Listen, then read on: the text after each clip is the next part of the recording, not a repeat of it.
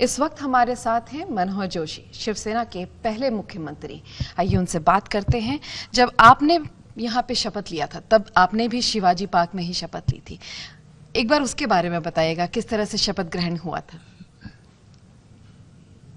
मैं इतना ही कहूंगा,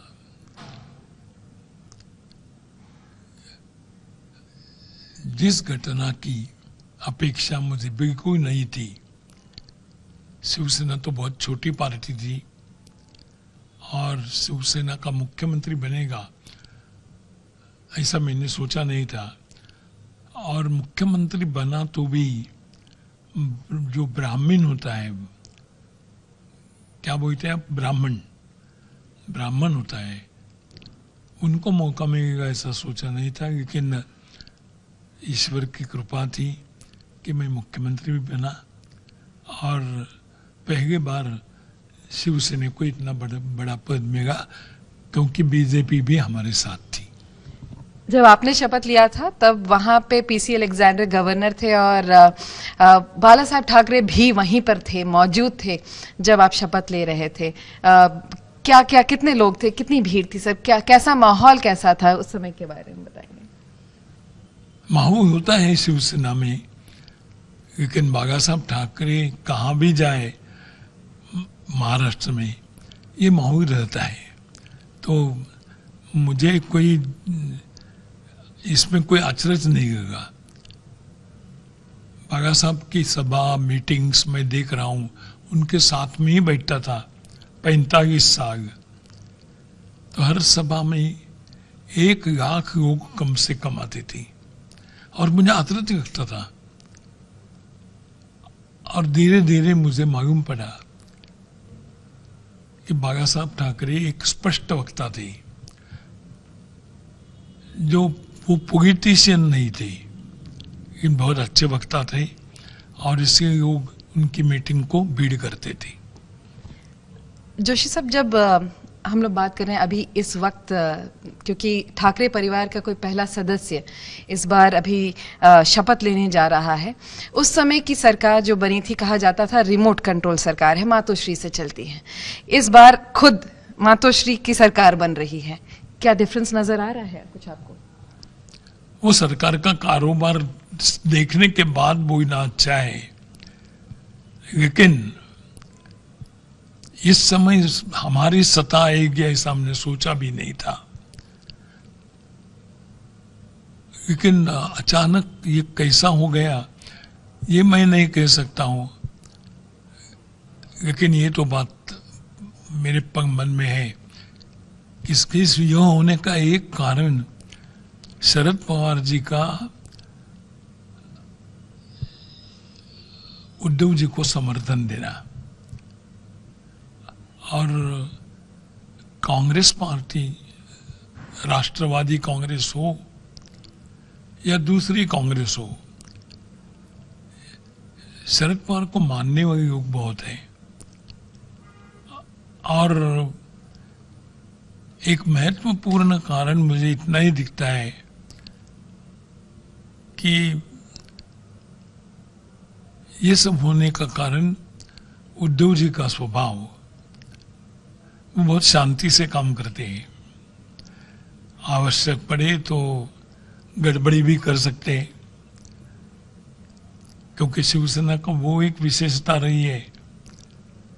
और मैं शुरुआत से, यानी आज मुझे शिवसेना में 54 इयर्स 54 साल हो गए। तो यह पार्टी शुरुआत से मैंने देखी, क्या काम चलता है वो देखा। और मैं महाराष्ट्र ने पहली बार मैं म्यूनिसिपल कॉरपोरेशन में चुन कर आया और उसी से शिवसेना का अध्ययन किया पार्टी का, और मुझे यह पार्टी बहुत अच्छी लगी। तो आपको लगता है क्या अब जिस तरह से शिवसेना पहले सरकार चलाया था, जिस तरह से आपने सरकार चलाई थी बाल साहब ठाकरे के निर्देश में, तो आपको लगता है कि क्या इस बार भी शिवसेना उसी तरह सरकार चला पाएगी? क्योंकि वो इस बार बीजेपी या किसी और पार्टी के साथ है, कांग्रेस और एनसीपी के साथ है। क्या आपको लगता है उसी तरह से सरकार चल पाएगी जिस तरह से शिवसेना चाहेगी, या अभी भी हस्तक्षेप शरद पवार जी का रहेगा उसमें? शिवसेना अच्छी तरीके से चल सकती है और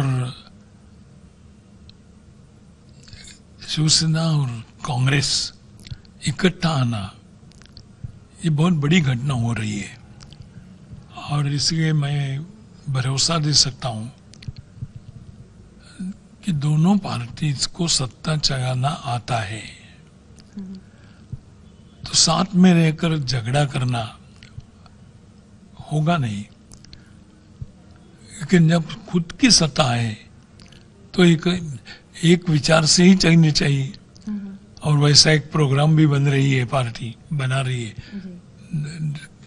कि महाराष्ट्र की सरकार चलाते समय हमें क्या करना है और मुझे भरोसा है कि ये कारोबार भी अच्छी तरीके से बनाकर दिखाएंगे लोगों को कि हम विचार पार्टी का नहीं करते हैं, कोई प्रिंसिपल का विचार होता है और शायद वो पार्टी स्ट्रांग करने में होगा तो कोई अड़चन नहीं आएगी और उद्धव जी को ऐसी बातें करना मुमकिन है, आसान लगता है, वो करेंगे।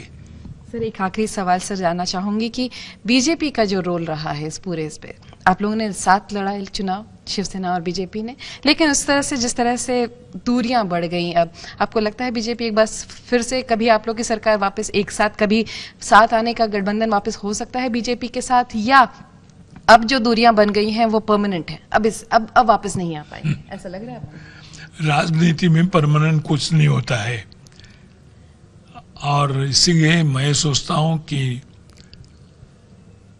हिंदुत्व का विषय शरद पवार जी हाथ में गए ऐसा मुझे नहीं लगता है, लेकिन ऐसे जो डिस्प्यूट के विषय हैं वो अभी सभी को मालूम है, तो भी सभी सांसदों ने निर्णय किया कि एक में रहने, एकजुट से रहना, तो वो रह सकते हैं, कोई कठिन बात नहीं होगी और कठिन बात होगी तो वो छोड़ने में भी एक्सपर्ट होते हैं, तो वो काम वो करेंगे, एकता से रहने का काम हम करेंगे और आखिर विचार करना चाहिए तुम कैसे काम करते हो, क्या काम करते हो, जिस काम का फायदा गरीब लोगों को होगा, जो अनाथ है उनको होगा, जो अनपढ़ है उनको होगा, और ये सब बातें करना शिवसेना और ये दोनों पार्टी को मुमकिन होगा।